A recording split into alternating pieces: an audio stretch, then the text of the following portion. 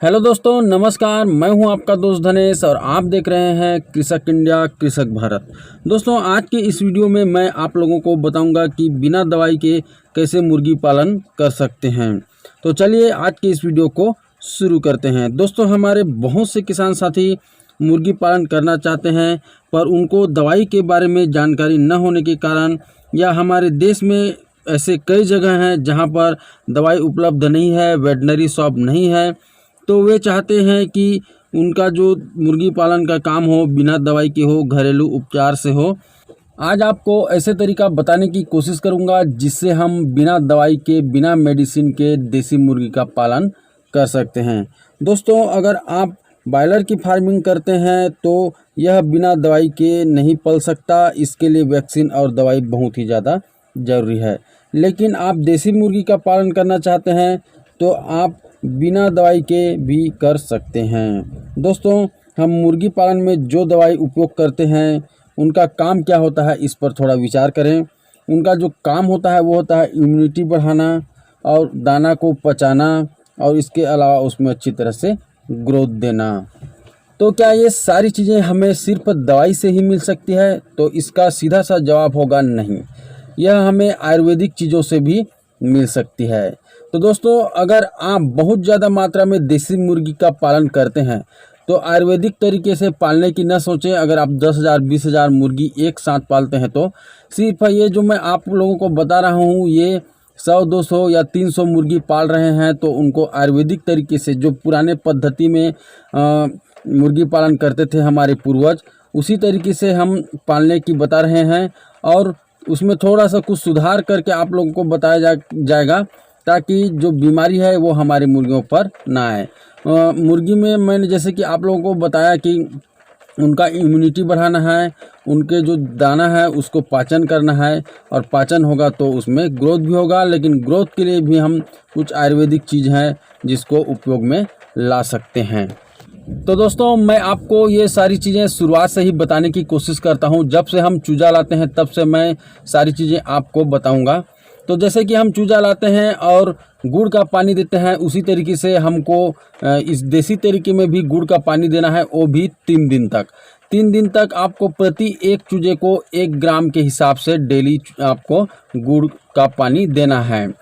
दोस्तों, जैसे कि आपके पास 100 चिक्स है तो 100 चिक्स को 100 ग्राम आपको गुड़ देना है, और उसको कम से कम 2 से 3 लीटर पानी में मिक्स करना है ताकि सभी चूजे को बराबर मात्रा में वह पानी आ जाए।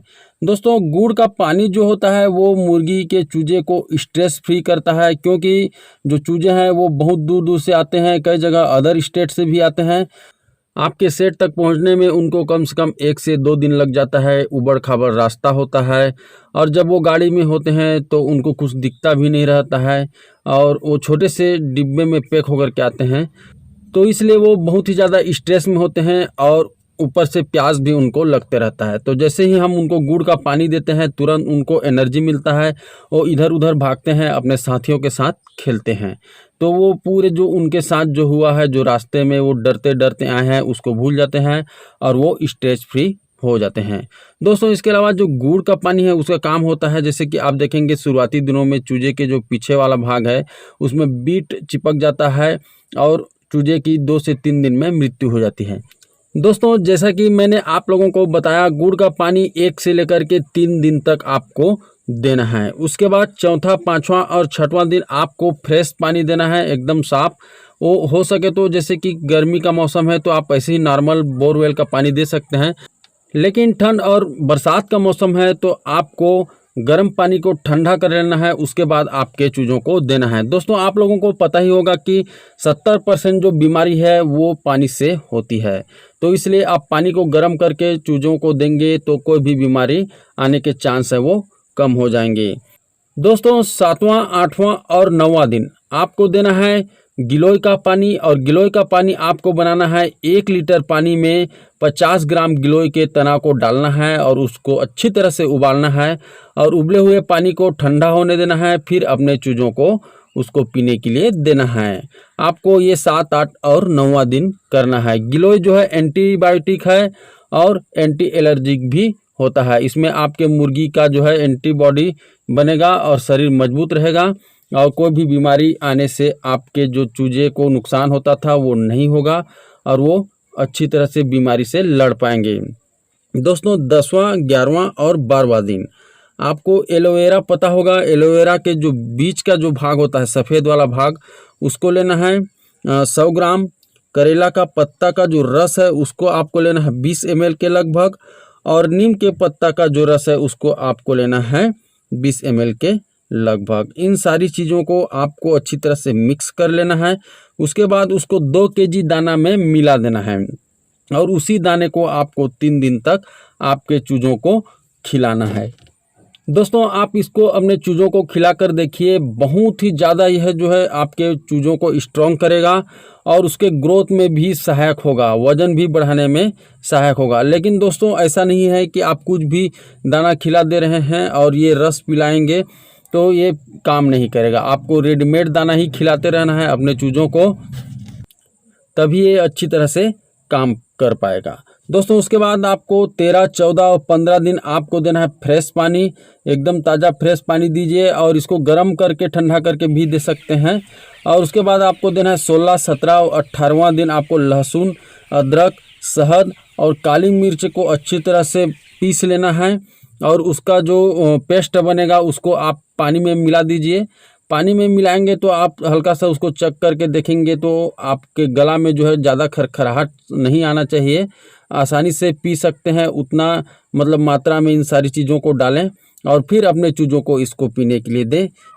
किसान साथियों 19, 20 और 21वां दिन आप फिर से गिलोय वाला पानी दे दें।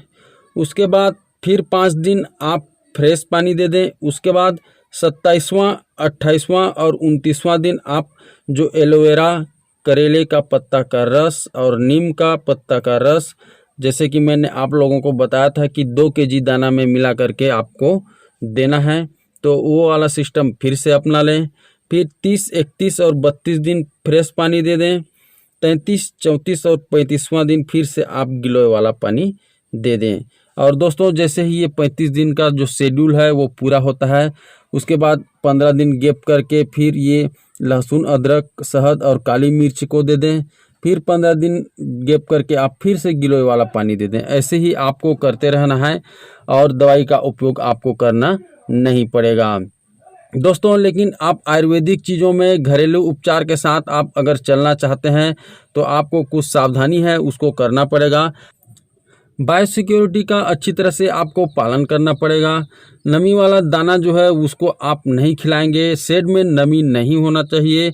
आपके शेड में तेज़ और ठंडी हवा नहीं पड़ना चाहिए। तापमान बराबर होना चाहिए, यानी कि एकदम कम तापमान नहीं होना चाहिए जिससे कि आपके मुर्गी बीमार पड़ जाएं, और एकदम ज़्यादा तेज़ धूप भी नहीं पड़ना चाहिए जिससे आपके मुर्गियों को हीट स्ट्रोक हो जाए। दोस्तों जैसा कि मैंने आप लोगों को बताया कि बायोसिक्योरिटी का आपको खास तौर से ध्यान देना पड़ेगा, क्योंकि आप कोई भी दवाई का उपयोग नहीं कर रहे हैं, इसलिए साफ़ सफाई का खास तौर पे ध्यान रखेंगे।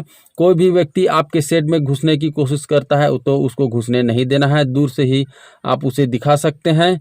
और ख़ुद भी आप एक शेड से दूसरे शेड जाते हैं या तो एक मुर्गी से दूसरे मुर्गी को छूते हैं तो हाथ को धोकर सैनिटाइज करके आप अपने मुर्गियों को टच करेंगे, ताकि कोई भी बीमारी आपके द्वारा अपने मुर्गियों को न चला जाए।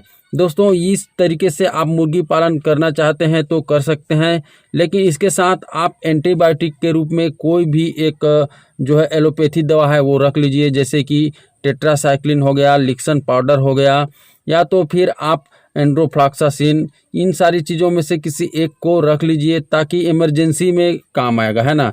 हो सकता है आपके मुर्गी को कोई ऐसा बीमारी आ जाए जैसे बुखार उखार आ जाए, तो गिलोय तो काम करेगा ही, लेकिन जो है आप तुरंत राहत के लिए उसको कुछ एंटीबायोटिक देंगे, क्योंकि वो बेचारी तकलीफ़ में रहेगी, तो उसका भी आपको ख्याल रखना है।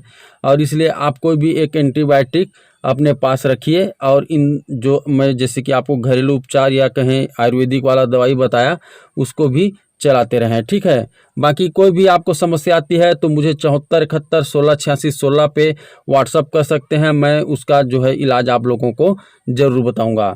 तो ठीक है दोस्तों, आज की इस वीडियो में बस इतना ही, और अगर आपको आज का वीडियो अच्छा लगा हो तो हमारे चैनल को सब्सक्राइब कर दीजिए और वीडियो को लाइक कर दीजिए। और दोस्तों अगर आपको आज का वीडियो अच्छा नहीं लगा हो तो वीडियो को डिसलाइक भी कर सकते हैं। तो ठीक है दोस्तों, मिलते हैं फिर एक नए वीडियो के साथ, तब तक के लिए जय हिंद, जय भारत।